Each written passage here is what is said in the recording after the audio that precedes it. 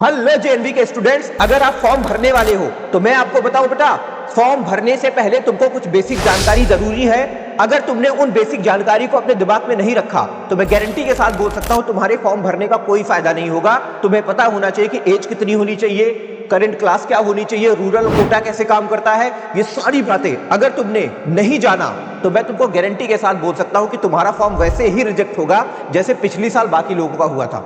तो इस वीडियो को पूरा देखना ताकि तुमको प्रॉपर इंफॉर्मेशन मिल पाए। हेलो मेरी पार्टी, क्या हाल चाल? बढ़िया। तो बेटा, अगर आप चाहे क्लास 6 में हो चाहे 9th में हो, एकदम ध्यान से वीडियो को देखना। मैं आपको बताऊं, अगर आप फॉर्म भरने वाले हो ना तो ये बातें जानना आपको जरूरी है, क्योंकि बिना इन बातों के जाने अगर आपने फॉर्म फिल भी कर दिया तो मैं आपको बताऊं आने वाले टाइम में रिजेक्ट हो सकता है। तो प्रॉपर जानकारी जरूरी है। क्या है? बड़ा सिंपल है, जल्दी से देखो, मैं खत्म करता हूं। सबसे पहले आप सबको पता है, जितने भी क्लास 6 या 9th में है, तो ये क्लास 6 वालों का है और ये 9th वालों का है। बहुत ध्यान से देखना, ये बेसिक एलिजिबिलिटी क्राइटेरिया है जो आपको दिमाग में होना चाहिए। अच्छा, जो एग्जैक्ट इंफॉर्मेशन है बेटा ना, वो अभी प्रोस्पेक्टस जब लॉन्च होगा वेबसाइट के ऊपर तो मैं आपको बताऊंगा। बाकी ये तो तुम्हारे दिमाग में होना ही चाहिए और अभी से प्रिपरेशन तुम लोग स्टार्ट भी कर दो। ठीक है? देखो, क्लास 6 वालों की बात करूं, तुम्हारी बेटा जो एज है ना वो 10 और 12 साल के बीच में होनी चाहिए। अगर तुम 10 से कम हो नहीं भर सकते, 12 से ज्यादा हो नहीं भर सकते। 9th वालों का देखते हैं। 9th वालों में अगर तुम नोट करो तो 13 से कम नहीं, 15 से ज्यादा नहीं, मतलब 13 और 15 के बीच में तुम्हारी एज होनी चाहिए। कैसे चेक करेंगे सर? कुछ नहीं करना, क्रोम में जाना, गूगल करना एज कैलकुलेटर, अपने अपना जो डेट ऑफ बर्थ है बेटा ना वो उस एज कैलकुलेटर में डालना, तुम्हें ऑटोमेटिक वो निकाल के दे देगा कि तुम्हारी एज इस टाइम पे कितनी है। वैसे तुम निकाल लोगे बट नहीं कर पाओगे, तो इस तरीके से कर सकते हो। ठीक है? उसके बाद पहला और सेकंड थिंग क्या है कि करंट क्लास। अब जो बच्चे क्लास 6 में एडमिशन लेना चाहते हैं वो क्लास 5th में पढ़ रहे हो।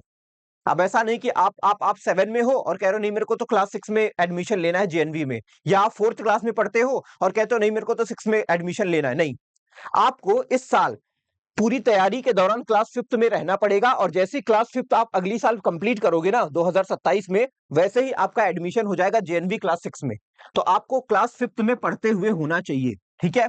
और करंट क्लास 9th वालों के लिए क्या होनी चाहिए? उनके लिए बेटा क्लास 8th होना चाहिए। ठीक है? वो क्लास 8th में अगर पढ़ रहे हैं तो अगली साल वो 9th में एडमिशन लेंगे। 8 के अलावा किसी क्लास में अगर आप पढ़ रहे हो तो आप 9th में एडमिशन के लिए एलिजिबल नहीं हो, या फिर 5 के अलावा अगर आप किसी क्लास में पढ़ रहे हो तब भी आप क्लास 6 में एडमिशन के लिए एलिजिबल नहीं हो, मत भरना, फॉर्म रिजेक्ट हो जाएगा। उसके बाद रूरल कोटा। अब देखो होता क्या है, कुछ बच्चे सोचते हैं कि सर हमारा जो कोटा है वो तो हम रूरल से हैं, मतलब गांव से हैं। तो बेटा गांव का अगर तुम रूरल कोटा लगाओगे तो वहां पे मिलता है तुमको क्या? रिजर्वेशन। और रिजर्वेशन पाने के लिए तुमको एक चीज दिमाग में रखना पड़ेगा कि जो आपका क्लास 3rd 4th और 5th है ना, वो वो क्या होना चाहिए? वो रूरल होना चाहिए। मतलब गांव में, गांव से बिलोंग करना चाहिए, रूरल के अंदर होना चाहिए। और सेम कॉन्सेप्ट यहां भी एप्लीकेबल होता है। ना ना ना, यहाँ पे एप्लीकेबल नहीं होता, इसका कोई वो मस्ट नहीं है। ठीक है? तो यहाँ पे इस चीज को हम खारिज करते हैं। ठीक है? मतलब ये क्लास 6 में एप्लीकेबल है। कुछ लोग सोचते हैं सर क्लास 9th में भी ऐसा कुछ होता है, तो मैंने बोला नहीं, इसमें ऐसा कुछ भी नहीं होता। ठीक है? उसके बाद हम आते हैं इंपॉर्टेंट। देखो आपको क्या करना है कि जब भी जिस क्लास में आप पढ़ रहे हो, ठीक है, अभी क्लास 5th में आप एडमिशन लोगे, तो बेटा आपका जो एडमिशन है ना वो 30 सितंबर के बाद नहीं होना चाहिए। अब ऐसा नहीं कि पता चला कि हम प्रिपरेशन कर रहे हैं 30 सितंबर के बाद किसी स्कूल में जाके एडमिशन ले रहे हैं और जब 5 को कंप्लीट करेंगे तो फिर हम 6 में एडमिशन लेंगे जेएनवी में, ऐसा नहीं है। आपको 30 सितंबर से पहले पहले जिस भी स्कूल में आप एडमिशन ले रहे हो अभी क्लास 5th में, वो ले लेना है, रुकना नहीं है। 30 सितंबर के बाद वैलिड नहीं है।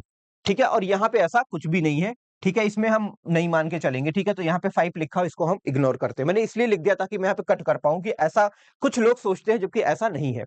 उसके बाद अटेम्प्ट। सिंपल सी बात है, अगर आप क्लास 5 में हो या फिर 8th में हो और आप अगली क्लास में एडमिशन जेएनवी में ले रहे हो, तो एक बात कंफर्म है कि आपके पास केवल और केवल एक चांस होता है, 2 बार आप नहीं फिल कर सकते। अगर आप 2 बार करते हो तो सेकंड टाइम आपका रिजेक्ट हो जाएगा। कोई फायदा नहीं है, कोई फायदा नहीं है। अगर आप फिल भी कर दोगे, एग्जाम भी दोगे ना, तो बाद में जब आपके डॉक्यूमेंट्स चेक होंगे ना तो वहां पे आपके रिजेक्ट कर देंगे, आपको कोई फायदा नहीं होगा। ठीक है? ये शायद आप लोगों को क्लियर हो गया। इसमें कोई नेगेटिव मार्किंग नहीं होती। अब ऐसा नहीं कि पता चला कि हमने कुछ गलत कर दिया क्वेश्चन तो अपन को नेगेटिव मार्किंग मिल गई, ऐसा कुछ भी नहीं होता। सारे क्वेश्चन अपन को करने होते हैं। और सबसे बड़ी चीज डिस्ट्रिक्ट का रूल। अब देखो सिंपल सी बात है, आप जहां पे आपका स्कूल है, जहां के आप रहने वाले हो, ठीक है, और वहीं के जेएनवी में आपको एडमिशन लेना है। ठीक है? इसके अलावा कोई ऑप्शन नहीं है। कुछ बच्चे बोलते हैं सर हमारा घर तो दूसरे डिस्ट्रिक्ट में है, हम रहते यहाँ पे हैं, हमारा स्कूल कहीं और है, तो आप रिजेक्ट हो जाओगे, फॉर्म मत भरना। आपका स्कूल, अब देखो सिंपल है, मैं आपको थोड़ा सा बताता हूं। जैसे एक डिस्ट्रिक्ट है, तो आपका बेटा जो स्कूल है ना उस डिस्ट्रिक्ट में ही होना चाहिए, पहली बात। फर्स्ट थिंग, आप वहीं के रहने वाले होने चाहिए, ठीक है। आपका जो लिव है, मतलब आपका जो रहना है, जो आपका निवास प्रमाण पत्र होगा बेटा, उसी उसी उसी डिस्ट्रिक्ट का बना होना चाहिए, ठीक है। स्कूल हो गया, लिव वहां, वहीं आपको रहना भी है। और दूसरा क्या, आपका स्कूल भी उसी के अंदर होगा जो जेएनवी का स्कूल होगा, ठीक है। तो ये क्राइटेरिया भी आपको फुलफिल करना है। अब ऐसा नहीं कि आप रहने वाले कहीं और के हो, आपका स्कूल कहीं और है, ठीक है। मतलब ऐसा लोचा नहीं होना चाहिए, एग्जैक्ट मैं आपको बता रहा हूं। तो ये वाला क्राइटेरिया अगर आप फुलफिल करोगे ना तो आप फॉर्म भरना, नहीं तो मत भरना। ये क्लास 6 और 9th दोनों के लिए एप्लीकेबल है, केवल सिंगल सिंगल क्लास के लिए एप्लीकेबल नहीं है, ठीक है। आई होप ये बेसिक इंफॉर्मेशन है। बाकी प्रोस्पेक्टस जैसे ही एनवीएस लॉन्च करेगा मैं आपको बता दूंगा कि एग्जैक्ट क्या क्या चीजें होनी है। आपका डेट ऑफ बर्थ किस किस किस डेट के बीच में आना चाहिए वो भी मैं आपको बताऊंगा, ठीक है। और बाकी तो सब सेम सेम है, कोई फर्क नहीं है। तो आप लोग बने रहो इस चैनल के ऊपर, सारी इंफॉर्मेशन जो भी आएगी वो सब मैं आपको यहाँ पे देता रहूंगा। बाकी प्रिपरेशन की बहुत सारे बच्चे बात करते हैं, सर अपन को प्रिपरेशन भी करना है, तो नो टेंशन यार।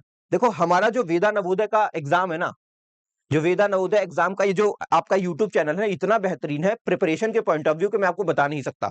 तो आपने क्या करना, कुछ नहीं करना है, लाइक और सब्सक्राइब करके बैठो। अभी हमने 27 जैन से एक बैच को लॉन्च करके रखा है, ठीक है। तो अगर आप चाहो तो इसमें भी एनरोल हो सकते हो, ठीक है। बहुत ही बेहतरीन बैच है। अभी ज्यादा ज्यादा ज्यादा सिलेबस हमने करवाया नहीं है, धीरे धीरे क्लासेस हो रही हैं। आपका पीछे का जो भी हो हम कवर कर देंगे, उसकी टेंशन मत लो। अगर आप प्रिपरेशन करना चाहते हो तो इस बैच के थ्रू कर सकते हो, इसमें बहुत ही बेहतरीन टीचर है, ठीक है, बहुत ही बेहतरीन टीचर है।